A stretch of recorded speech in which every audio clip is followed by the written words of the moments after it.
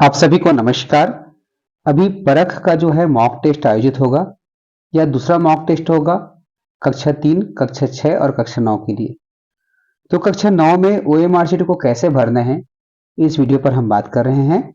आप इस वीडियो को अपने स्कूल के व्हाट्सएप ग्रुप में भेज दीजिए ताकि विद्यार्थियों को जो है जानकारी हो सके कि कैसे ओएमआर शीट भरना है। हमने अनुभव किया है कि विद्यार्थी जो है ओएमआर शीट भरने में बहुत सारी गलतियां करते हैं। तो इस वीडियो को यदि आप शेयर कर देंगे तो निश्चित तौर पर परीक्षा हाल में जो है विद्यार्थियों को काफी मदद मिलेगी। इससे आपको भी अच्छा लगेगा। तो चलिए हम बात करते हैं कि कैसे करें। तो सबसे पहले देख सकते हैं यह जो है परख टेस्ट का कक्षा 9वीं के लिए ओएमआर शीट है।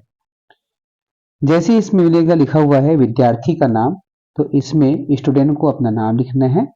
हिंदी में लिखना चाहे तो हिंदी में लिख सकते हैं, लेकिन कोशिश करें कि इंग्लिश में लिखवाने का, क्योंकि जब ऑनलाइन एंट्री होता है तो वहां पर नाम जो है हम इंग्लिश में एंटर करते हैं। ठीक है, यहाँ पे नाम हो जाएगा।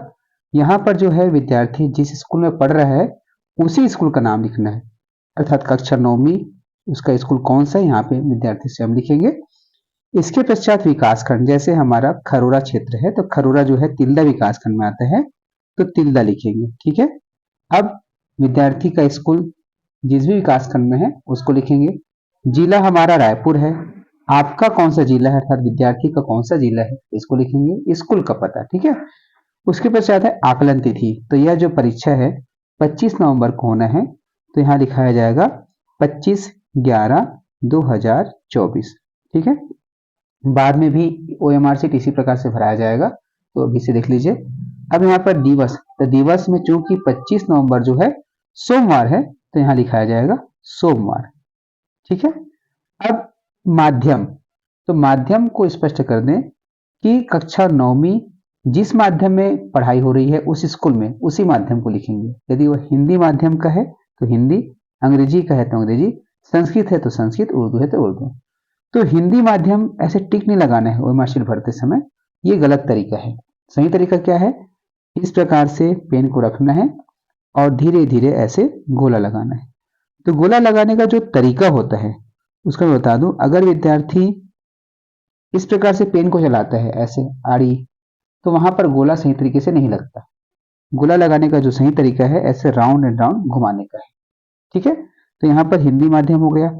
अब यहाँ पर विद्यार्थी का आईडी नंबर को लिखना है। तो आईडी नंबर कौन सा होगा, अभी यू डाइस में सभी विद्यार्थियों का हमने एंट्री किया है, तो प्रत्येक विद्यार्थी का क्या बना हुआ है, पेन नंबर बना हुआ है। क्या बना हुआ है, पेन नंबर।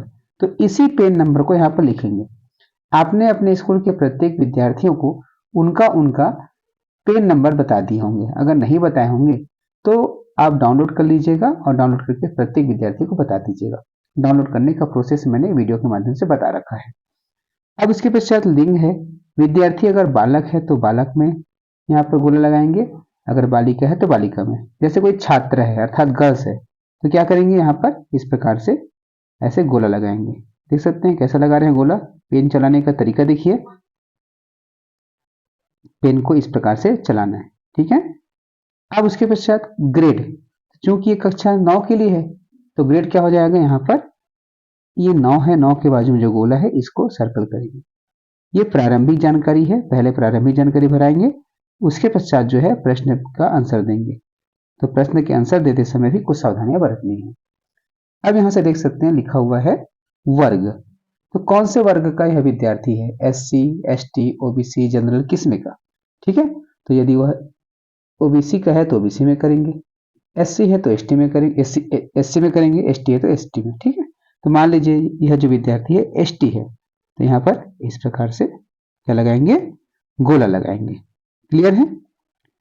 अब इसके पश्चात देख सकते हैं गोला जो है, अब ध्यान से देखेंगे तो अभी कैमरा में देख रहे होंगे यहाँ पर क्लियर नहीं दिख रहा है ना, तो हमको इसी सब चीज ध्यान रखना है और बिल्कुल अच्छे से गोला लगाना है। ठीक है, इस प्रकार से ये प्रैक्टिस से आते जाता है। अब उसके पश्चात यहाँ पे देख सकते हैं CWSN लिखा हुआ है, तो CWSN अर्थात दिव्यांग विद्यार्थियों के लिए है। विद्यार्थी अगर दिव्यांग है तो यहाँ पर डिटेल लिखेंगे, जिस प्रकार से वो दिव्यांग है, अगर नहीं है तो यहाँ पर इस प्रकार से डैश लगा देंगे। ठीक है, अब इसके पश्चात यूडाइस कोड। तो हर स्कूल का एक यूडाइस कोड होता है, मान्यता प्राप्त सभी स्कूल का। तो यहाँ पर यूडाइस कोड को लिखना है। यूडाइस कोड को आप ब्लैक बोर्ड पर लिख दीजिएगा, जिसे जो है विद्यार्थी कॉपी करेंगे। तो हर डिब्बा में एक एक अंक लिखना है। जैसे हमारा स्कूल का 22-11 से शुरू होता है, तो 2, 2, 1, 1 ऐसे बाकी आगे लिखेंगे। ठीक है, सबको लिखना है। अब उसके पश्चात देख सकते हैं स्कूल किस प्रकार का है। यहाँ केवल बालक पढ़ते हैं, अर्थात लड़कों का विद्यालय है या लड़कियों का है। अगर दोनों एक साथ पढ़ रहे हैं तो क्या करेंगे, यहाँ पर को-एड को सर्कल करेंगे। अगर केवल बालक शाला है तो क्या करेंगे, बालक को। अगर केवल बालिकाओं के लिए है तो बालिका को। अब यह है एरिया, ग्रामीण अथवा शहरी। तो नगर पंचायत और नगर पालिका क्षेत्र अंतर्गत जितने भी स्कूल है सभी शहरी में आते हैं, और जो ग्राम पंचायत के अंतर्गत है वो ग्रामीण में आते हैं। तो जैसे हमारा खरोरा हमने यहाँ पे लिखा, तो खरोरा जो है शहरी में आता है, तो क्या हो जाएगा, ये इस प्रकार से शहरी क्षेत्र हो जाएगा। ठीक है, अब उसी प्रकार यदि आपका स्कूल ग्राम पंचायत के अंतर्गत है, गांव में है, तो क्या हो जाएगा, ग्रामीण हो जाएगा। और बाकी आप अपने यूडाइस के आधार पर भरिएगा, क्योंकि यूडाइस में स्पष्ट आपने लिखे होंगे। अब यहाँ पर है स्कूल का प्रकार। तो स्कूल का जो प्रकार है, शासकीय है कि निजी है। आपका स्कूल अगर गवर्नमेंट है अर्थात सरकारी है तो शासकीय में, अगर प्राइवेट है तो निजी में, केंद्रीय विद्यालय है तो केंद्रीय में। ठीक है, तो जिस प्रकार से उस क्या करेंगे, सर्कल करेंगे। तो ये अभी तक क्या था भरा हमने, अभी तक ये जो है प्रारंभिक जानकारी है, अर्थात एग्जाम के प्रश्न उत्तर को बनाने से पहले की जानकारी है। अब लास्ट में देख सकते हैं यहाँ पर शुरू हो जाता है प्रश्नों का उत्तर लिखना। तो 9वीं कक्षा में टोटल 60 प्रश्न पूछे जाएंगे, और 60 प्रश्न के लिए यहाँ पर क्रमांक दिए गए हैं। तो हर प्रश्न के यहाँ पर देख सकते हैं 4 ऑप्शन है, A, B, C, D। ठीक है, तो अगर पहला प्रश्न, जैसे कि कोई भी प्रश्न पेपर में यहाँ पर ले रहा हूं, एक मिनट, चलिए एक मैं नवोदय का प्रश्न ले रहा हूं।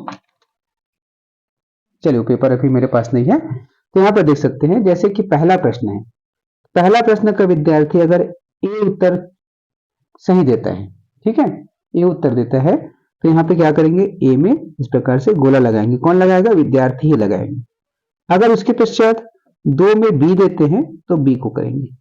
अब इसी प्रकार से उनको क्या करना है, क्रम से जो है सभी प्रश्नों को बनाना है। हो सकता है कि बीच में कोई प्रश्न छोड़ दे, जैसे तीसरा बनाते हैं उनको कठिन लगे, तो कठिन लगा है तो इसको क्या छोड़ देगा बाद में बनाने के लिए। तो जब चौथा बनाएंगे तो चौथा नंबर में वो आंसर देंगे। ठीक है, अब कुछ गलतियां क्या होती है, कुछ विद्यार्थी क्या करते हैं, प्रश्न को पहले बनाने के पश्चात बाद में चेक करते हैं, परीक्षा में समय बच जाता है, तो उनको लगता है कि पहला का उत्तर पहला ना होकर के ए ना होकर के सी होगा, तो क्या कर देते हैं, इसको ऐसे क्रॉस कर देते हैं, ये गलत है करके, और यहाँ पर भी सी लगा देते हैं। तो ऐसी गलती करने वाले विद्यार्थी को बता दूं, अगर इस प्रकार से आप गलती करते हो तो इस प्रश्न को चेक नहीं किया जाएगा। इसका ना तो अगर सही उत्तर भी है तो भी इसको चेक नहीं करेंगे, इसको हटा दिया जाएगा, अर्थात इसमें आपको नंबर नहीं मिलेगा। इसी प्रकार कुछ विद्यार्थी क्या करते हैं, जैसे ए बी सी डी समझ नहीं आ रहा है तो किसी भी को टिक लगाना है करके इस प्रकार से टिक लगाते हैं। तो टिक नहीं लगाना है, अगर टिक लगाएंगे तो भी इसको चेक नहीं किया जाएगा। सही तरीका क्या है, इस प्रकार से गोला लगाना। तो ये छोटी छोटी सावधानी है। इसके साथ ही साथ कुछ विद्यार्थी क्या करते हैं, सिर्फ ऐसे लगा देंगे गोला, देख सकते हैं इस प्रकार से। तो इस प्रकार से अगर लगाए हैं तो ये भी गलत है। करना कैसे है, ये पूरा इसको कवर करना है, आप अपने पेन से कवर करेंगे इस प्रकार से। ठीक है, तो ये सावधानी है, आपको क्रमशः पूरे सभी प्रश्नों को बनाना है। और परीक्षा की बहुत बहुत शुभकामनाएं, तैयारी अच्छे से कीजिए, परख परीक्षा में बेहतर प्रदर्शन कीजिए। धन्यवाद।